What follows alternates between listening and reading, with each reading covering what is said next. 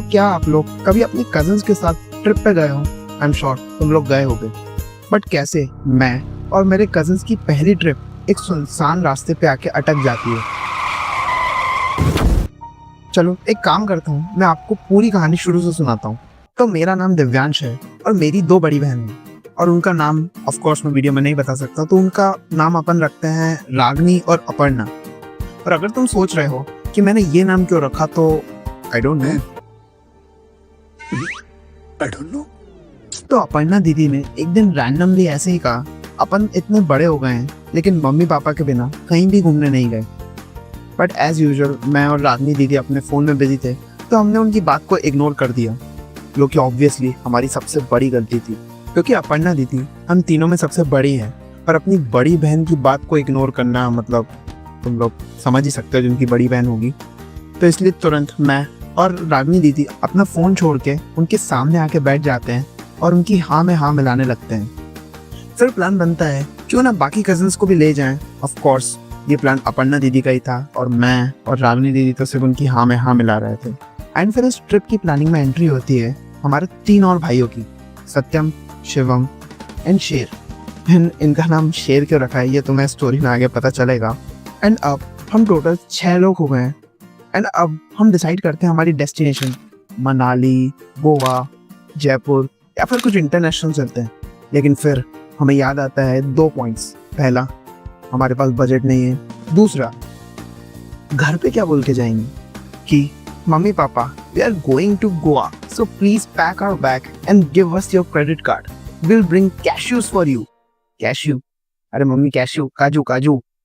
पापा मुझे गोवा जाना है, पापा मुझे गोवा जाना है, पापा क्या है? गोवा क्या?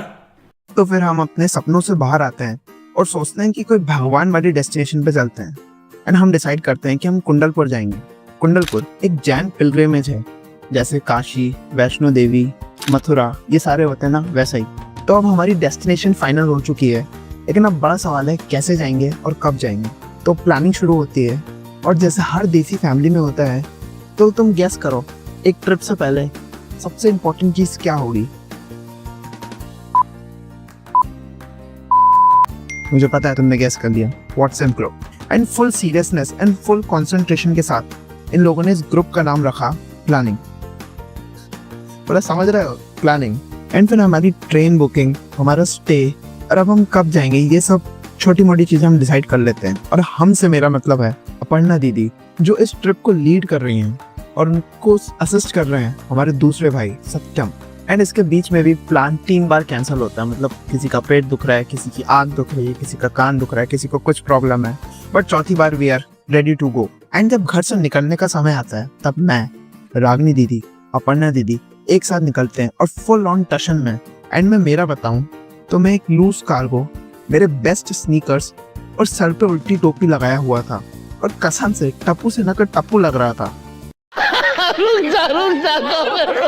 मेरा तो ठीक है, तो मैं बाजू में देखता हूँ तो क्या देखता हूँ कि दोनों दीदियां बढ़िया रैम वॉक कर रही हैं रोड पे, और मेरे दिमाग में सही में एक ही गाना आता है, ये जलवा, ये जलवा।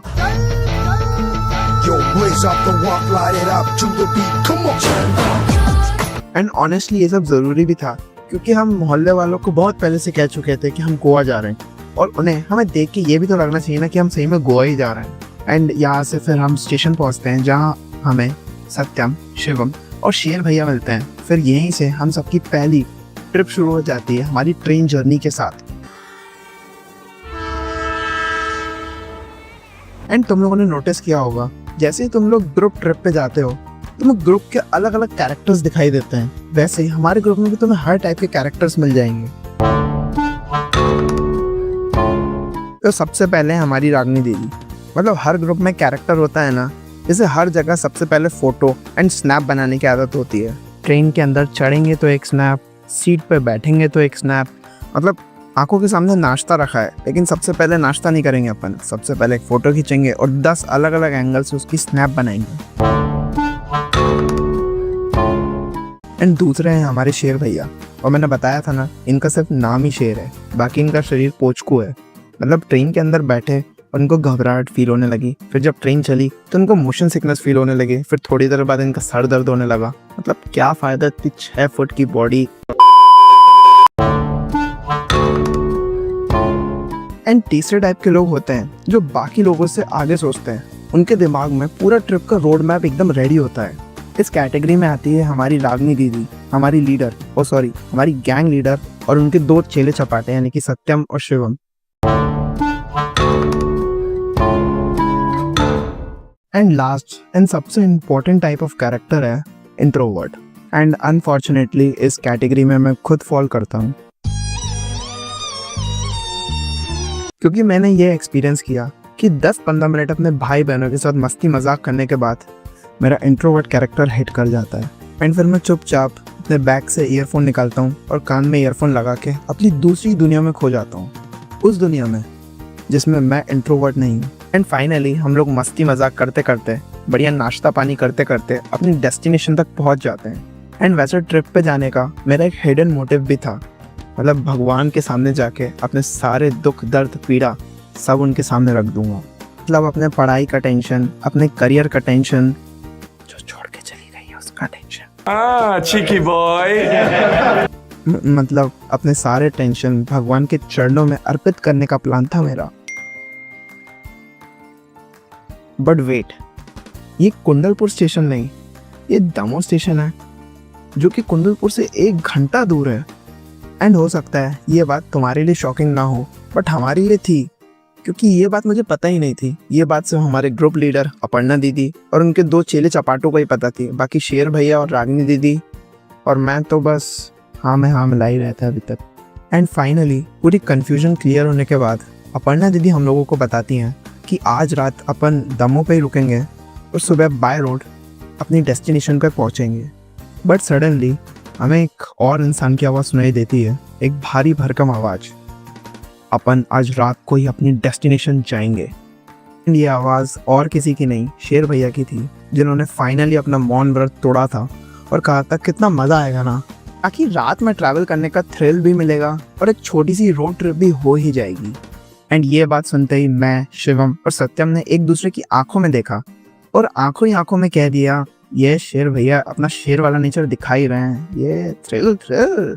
एंड जैसे ही ये बात कंफर्म होती है कि अपन सब रात में ही जाएंगे, तो अपर्णा दीदी को याद आता है कि उनकी गैंग लीडर वाली इमेज जा रही है। तो वो फाइनली कहती हैं कि चलो ठीक है, यहाँ से वहाँ तक की राइड मैं ढूंढूंगी। एंड उनकी बात हमें सुननी पड़ती है, क्या कर सकते हैं। वैसे कैब वगैरह तो अवेलेबल नहीं थी वहाँ पे एंड कुछ और ऑप्शंस भी नहीं थे, तो इसलिए हम डिसाइड करते हैं कि हम पैसेंजर ऑटो से जाएंगे, जो कि कुछ ऐसा दिखता है, देखा ही होगा तुम लोगों ने। एंड फाइनली हम ऑटो में बैठते हैं, हम हमारा सामान पीछे रखते हैं, हम 5 आगे वाली सीट पे बैठते हैं और ड्राइवर के साथ हमारे शेर भैया बैठते हैं।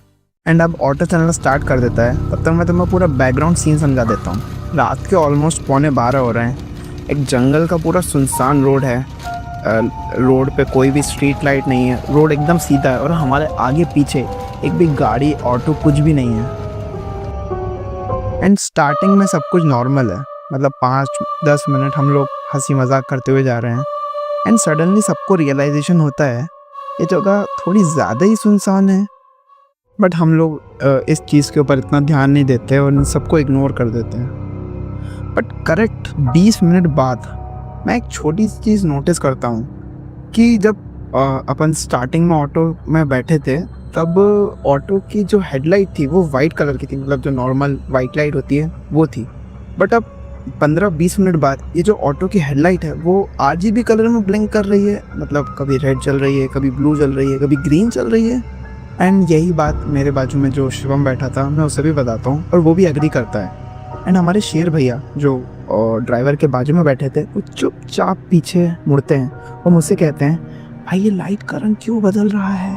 एंड शेर भैया की ये बात सुन के मैं एक बात तो समझ गया था, ये ऑटो वाले में कुछ तो गड़बड़ है, या तो ये किडनैपर है जो अलग अलग लाइट जला के अपने और साथियों या फिर अपने गैंग मेंबर्स को बुलाने के लिए सिग्नल दे रहा है।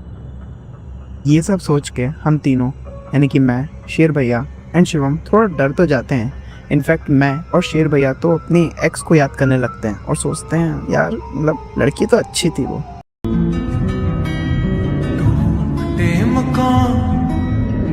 बट हमारा भाई बेचारा शिवम वो तो वो भी नहीं कर सकता क्योंकि उसकी तो एक्स ही नहीं थी।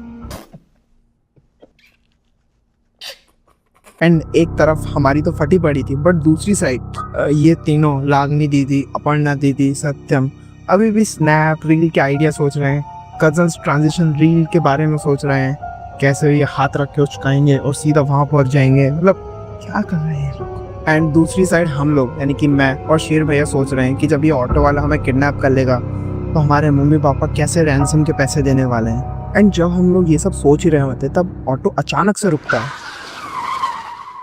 एंड जब हम थोड़ा साइड होके बाहर की तरफ देखते हैं तो हम देखते हैं कि 3-4 गाय रोड क्रॉस कर रही है। एंड जब फिर हम थोड़ा और गौर से देखते हैं तो हमें दिखता है कि एक आदमी भी है जो इन गायों को रोड क्रॉस करा रहा है। और फिर वो आदमी हमारे ऑटो की तरफ देखता है एंड फिर वो आदमी धीरे से अपने पास से एक टॉर्च निकालता है और हमारी तरफ पॉइंट करता है। और सडनली वो टॉर्च भी RGB कलर में ब्लिंक करने लगती है, कभी रेड, ग्रीन, ब्लू। एंड फिर वो आदमी धीरे धीरे हमारे ऑटो की तरफ चलना शुरू करता है और फिर वो हमारे ऑटो तक पहुंचता है और वो एक बार शांति से हम सबके चेहरे देखता है और जो ऑटो वाला बैठा था उससे कुछ एकदम धीरे से बोलता है। वैसे तो मुझे या फिर हम में से किसी को कुछ भी समझ नहीं आता कि उस अननोन आदमी ने ऑटो वाले से क्या कहा, बट हम ऑटो वाले के रिएक्शन से देख के समझ जाते हैं कि उसने बस डिसएग्री किया है। एंड वो अननोन आदमी ऑटो वाले से बात ख़त्म करने के बाद एक बार फिर हम सबको शांति से देखता है और कुछ खतरनाक पीकी ब्लाइंडर वाला लुक देके आगे चलने लग जाता है। एंड हम उसे देखते हैं, वो अननोन आदमी अपने गायों के पास पहुंचता है और उन गायों को जंगल के अंदर ले जाता है।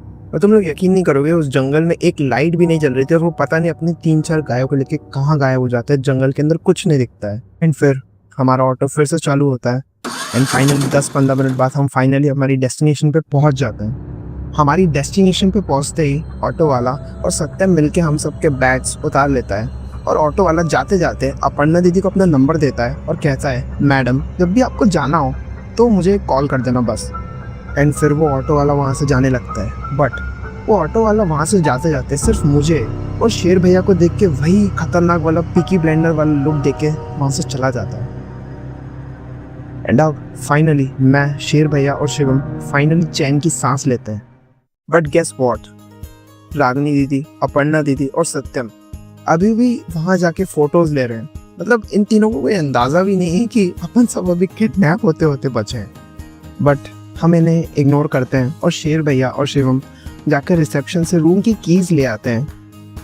एंड हम रूम के डोर तक पहुँचते हैं और सोचते हैं चलो टेंशन ख़त्म हुआ। बट जैसे ही हम दरवाज़ा खोलते हैं हम क्या देखते हैं कि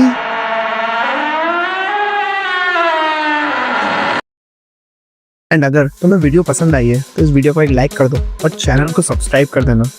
मैं मिलूंगा तुमसे एक नई वीडियो में, तब तक के लिए बाय बाय।